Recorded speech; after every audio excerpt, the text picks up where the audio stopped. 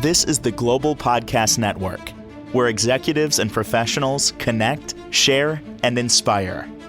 Stay tuned for the conversations that drive success.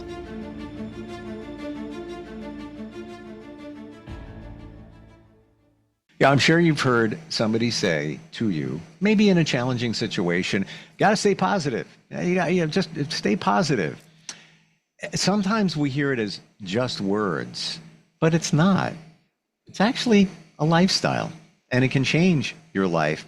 Now, add the challenges of an autoimmune disease, and that can really impact your life when you stay positive.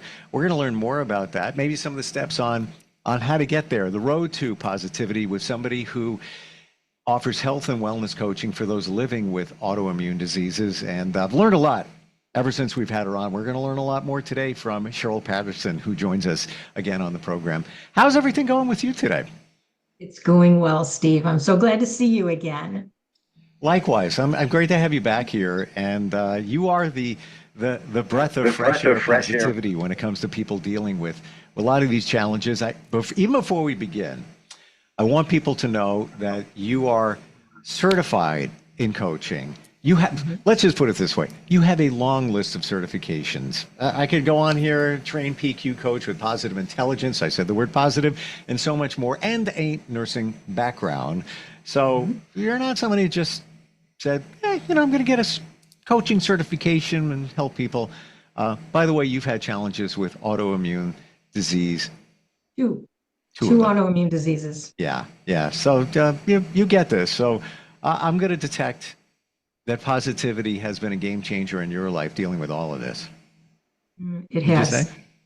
Oh, it definitely has. And, the interesting thing about it is positivity is something that providers in many different disciplines deal with. And there's been research in a number of different areas. There's a whole area of neuroscience and an area called positive psychology. That's a field that researches positivity. Then there's a whole area of cognitive psychology, which looks at our thoughts and how they affect us. Then there's the whole area of performance science, which really has to do with athletics, positive thoughts for athletes, and then neurolinguistics, which is the whole area of how we interpret words and what people say and how we react to it. So as these different areas and disciplines have done research in the area of positivity, research has shown that positivity enhances your immune functioning, which of course, if you have an autoimmune disease, you want to enhance your immune functioning. It also, research has shown that it decreases stress-related hormones like cortisol. Those are measurable hormone levels that have been observed to be lower with positivity. Same with blood pressure is lower, your pain is less, you actually have better sleep, and actually fewer colds, and there's a decreased chance of stroke, diabetes, and other diseases with positivity in your life. So this is research. This is scientifically proven. It is, absolutely. It's fascinating. It's not just a word. Yeah, it's more to it than that. NLP, neuro-linguistics programming. Tell us how that's impactful. Well, neurolinguistics has to do with how your nerve system, and of course, that's your brain, and it's all the different areas of your body that respond to different kinds of stimuli. But what neurolinguistics has identified is that when we read something, the written word, or we listen to someone speaking, we will interpret it in various ways, and that will have an effect on our neurologic functioning. And so that's an area where there are certain kinds of modalities or treatments of different kinds where you can actually learn how to interpret things in a way that is more positive and healthier for us. It's a very complex area of research. So it sounds like it's the way that you internalize or interpret the information that's around you. It's almost like an NLP filter before it gets deep Yes. inside. Yes. Maybe to look at things a different way. Yes, exactly. And that's what you do with coaching, is to be able to retrain your thinking. Now, the thing about thoughts are they're powerful, but they often lie to you. A lot of your thoughts will lie to you because the human brain is hardwired to be negative. We are basically hardwired to be negative and look at things in a threatening way. And when you have a thought in your head, it actually releases certain chemicals in your body. Your body actually reacts in some way to every thought that you have. And so as you learn to cancel or wipe out negative thoughts, you can alter the effect it has on your body in very physical ways.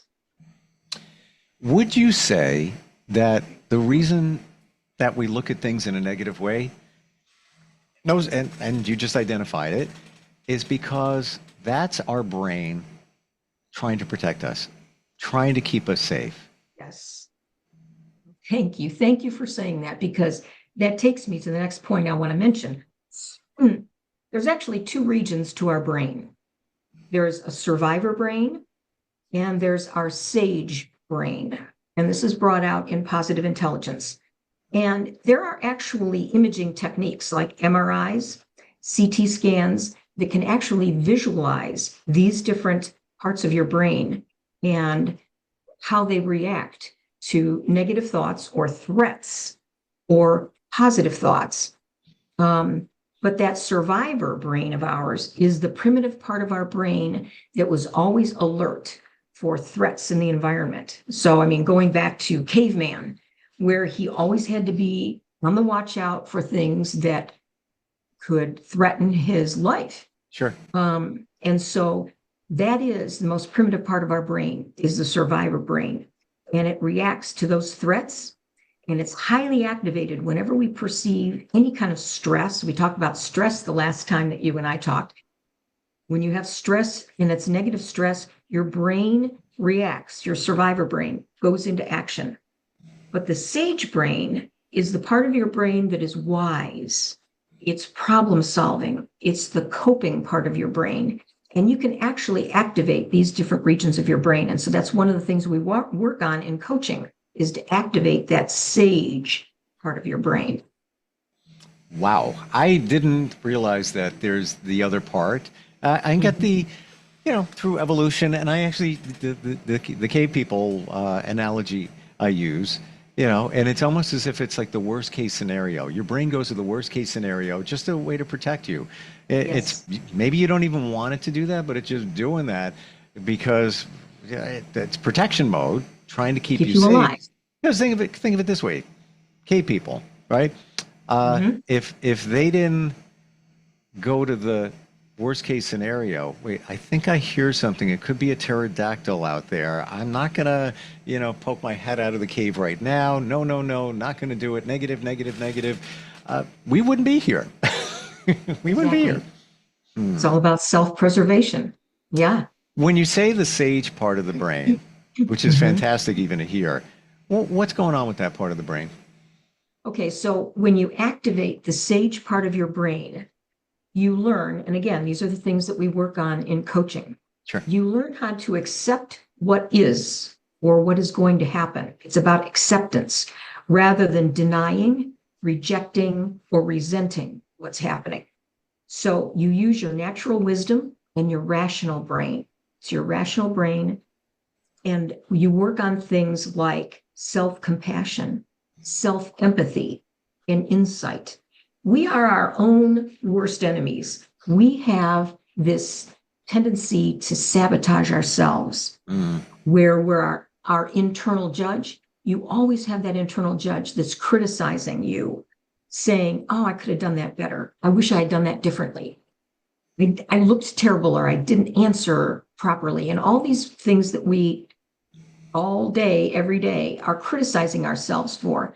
So to turn that around and learn how to activate the resilience, personal growth, and strength really commits to continuous learning And you learn how to accept every outcome or every circumstance as a gift or an opportunity. And that's what you do with positive intelligence as a training program. You learn how to accept everything that happens to you as a gift or an opportunity. You can turn things around and choose to see it differently. Let's look at that for a moment. Easier said than done, I get it. And I'm not suggesting that we put on the classic rose-colored glasses and just walk around. Everything is great. Sunshine, roses, lollipops, fantastic. Oh, the butterfly. I'm not talking about that. But to see the opportunity, to see maybe the lesson. There are many that believe that there's a lesson in everything. That's why we go through challenges in life. And again, that's some belief. And I'm subscribing to that more and more lately, where if you don't learn that lesson, you can't move your life forward. And sometimes that gets presented because it needs to. But just looking at the opportunity, there were times in the past where things would change. And like, oh my gosh, what am I going to do now? Or even thinking that something could change. Well, what if this happens and then I'm not going to have, my income, whatever. Now it's like, oh, that happened. You get triggered. I get it. Can I give you some real life examples of some people that experienced that? Please do. All right. So Oprah Winfrey started out her career as a broadcast journalist. Sure. Evening news. Yep. She got fired from her first job in Baltimore because she was too emotional. She was not perceived as someone who could be a serious newscaster. Authoritative and credible. Right. Yes. And so she gets fired from her first job as a broadcast journalist because she's too emotional. What she did find was an opportunity to be a talk show host. What she discovered is that's her giftedness. Using her emotional response to people, talking to people, feeling what they feel, and opening it up to the whole world to have them be seen by other people. That opened up a whole new world for her. Another example is Walt Disney. Can I interject one thing here in terms of Oprah? And I don't know her story that well. Thank you for the reminder of that. That was the empathy gift that she was given. Yes. And then she got to use that as a talk show host where she was able to, I believe, vibe with people, kind of feel them out in terms of how she worked with them, even the audience, what people want to hear and see. She finally got to use what she had. Another example is Walt Disney. He had, his first job was in Missouri. He was born and raised in Missouri. Yep. And he had a job with a newspaper to do cartoons. He was a cartoonist, but he got fired from that job because he, quote unquote, was not creative enough. Okay, he wasn't creative enough. He left Missouri and decided to go out to California, to Hollywood, but he was a cartoonist. Well, he developed the cartoon character of Mickey Mouse, and we all know the rest of that story, how things went with Mickey Mouse and Donald Duck and Goofy and Disney World and Disneyland. And it opened up a whole world for him to just be fired from one job, opening up another one, opportunity. Another example is Fred Astaire. Fred Astaire was a dancer with his sister. The two of them did ballroom dancing together. They were excellent. They had a great audience and everybody loved them. That was in the 1930s. Well, she was a little older than him. She decided that she wanted to get married and have a baby and have a family. So Fred Astaire lost his dancing partner, his sister. He thought his life was over. He was depressed for a long time. And then, lo and behold, somebody asked him to be in a movie and dance with Ginger Rogers. He wasn't even the star of the movie. Neither was Ginger Rogers. There were other people that were the stars of the movie. But all it took was that one movie for people to watch Fred Astaire and Ginger Rogers.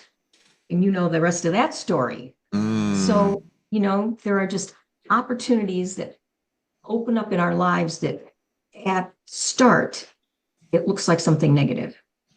So can we pivot over now? Autoimmune diseases. Yes. can be challenging. It can be negativity. I don't minimize anything for anybody. I get it. How do we look at the opportunity, the positivity when you're dealing with those challenges? So when I'm talking with people about what they're perceiving as something that's disappointing in their life, or that they are fearful of or worried about, we talk about what is that? Describe it some more. And then we play this like what if game. It's almost like what comedians do when they do impromptu humor. Mm-hmm. You take that example that somebody gives you and you say, okay, what I see in that is this brilliance or this possibility or this opportunity. And then you hand it back to them and say, how do you respond to that? And then you ask them to play on that brilliance or opportunity or possibility. And then they may struggle with seeing it, but they'll hand back some kind of response. And then you say, and in that, I see this possibility or this opportunity. And so you just back and forth until this person begins to see things from a positive standpoint and not a negative one. And then you talk about, so what should be your next step? What can you do this week to start down that path? What could you do before our next coaching session? And then you go down that path. And then there are a lot of positive replacement thoughts. And this is really a key to your best health. That you can learn exercises. And this is what I do with my coaching clients is we go through certain exercises to practice responding to a negative thought. You first of all have to recognize those negative thoughts, identify them. I've got a negative thought here. You recognize and identify that negative thought, and then you immediately replace it with a thought or an image or a feeling that's positive so that you are reframing your internal dialogue with positive self-talk. It's a lot of self-talk about things that are positive.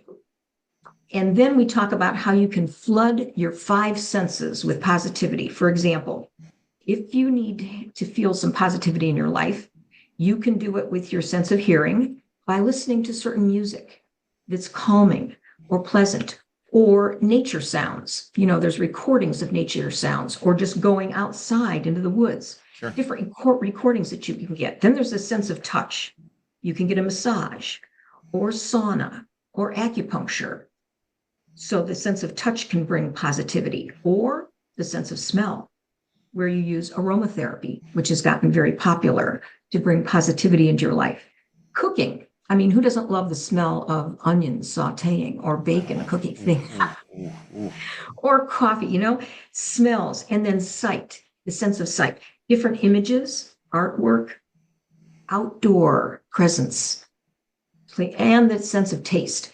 Certain foods, you know, that give you a positive feeling. So yeah, get that food that you enjoy and gives you that positive feeling. Certain beverages and certain spices like cinnamon and other spices that give you positivity. And it really does affect your nervous system in your body. So those are ways that you can interject, flood your senses with positivity in different ways. So I'm in a men's group, and we do a lot of shadow work, a lot of what we're talking about here. And we have one thing: when you have a negative thought, it's 3 words: cancel, cancel, cancel. and for me personally, I use it in terms of media. It's, you know, well, like you're watching a file, a video, audio. For me, it's stop, rewind, play. It's almost like, let's do this over again and change up the thought to a positive one. But you got to be on guard. You got to know when it's coming. But one thing I've learned, Cheryl, from this practice, and thank you for sharing all of this, fantastic, that the time it takes to refocus into the positive, once you're in the habit of doing it, comes so much faster. Like we can be, you know, in a situation, somebody cuts you off in traffic, oh, yeah, it's a little trying there, a little negative. Nothing happened, no injuries. You know, you could roll on, you know, why don't they don't know how to drive, whatever, and you go on for a half hour. I look at it in a different way. Maybe they made a mistake. Maybe they're working 3 jobs and had minimal sleep. Shouldn't be driving, but I get it. Maybe they just got off the phone and it was really bad news. I just cut them some slack and just let it go, because where's it getting you? It's like being in the ocean and somebody threw your weight, you caught it, now you're blah, blah, blah, you're underwater. Why do you want that to happen? So you just move past it. But I find once you're in the practice of doing it, that time of negativity is greatly minimized. Yeah, and that's a perfect example that you just kind of talked about with your men's group and with the examples you gave, because it really is about mental exercises that you do, and you can actually build new neural pathways in your brain. You can actually, within your brain, anatomically build new neural pathways by learning those steps. And like you said, the more you do them, the easier it comes. It's like doing any kind of exercise workout, the reps that you do, build up your biceps, your triceps, and you can build up your brain as well by doing these mental exercises. And so these are some of the things that I do in my coaching program too. We do certain mental exercises. And again, research has shown that just 30 seconds to 3 minutes per day gets results. So it's repetition, and it doesn't have to be long, just 30 seconds to 3 minutes. Wow. Once a day. Wow. And you'll change your thoughts. You know what? Isn't it all habits? It is. Essentially that, look at all the non-supportive habits we have. We all have them, things that we do. Imagine taking the negative thoughts and making that a positive habit, that you keep doing it. Eventually, you just automatically do it. You don't even know you're doing it because it's a habit. Yep. And that's a whole other area of coaching that we work on too. Wow. Because we all have negative habits. You just need to identify them and turn them into positive, healthy habits. And the more you repeat them and do them, the more automatic they become. Thank you for the insight today. Thank you for even the validation of some things that I've heard. And I'm all about facts now in my life. Facts, they don't lie. That is, and you're presenting research that's been done that backs all of this up. But that's also your background. How do we find you? If somebody's, challenged by autoimmune diseases or a disease, maybe they know somebody that they're close to, how do we connect with you? Go to my website, which is lifeenhancementcoaching.org. Again, lifeenhancementcoaching.org. That's my website. And I have a calendar that you could go on the calendar and just schedule a time for us to talk. And that's Calendly.com. Everybody's using that website these days. So it's Calendly.com/nursecap75/45. So you can schedule an appointment to talk with me. Cool. Or just go to my website, and there's links on there that you can hit. You have it right there. I'm looking, it says 2 words, let's talk. That's where it starts, conversation. And positivity can be your path to a wonderful life. Just get in the habit. Not easy. I get it. Not easy, but you can do it, and you'll be healthier for it. 100. Well, that's the other aspect of it. It's not just the mental, it's your entire body. Well, thank you for it with good health. Thank you for today. Looking forward next time we get together. This is the Global Podcast Network, where executives and professionals connect, share, and inspire. Stay tuned for the conversations that drive success.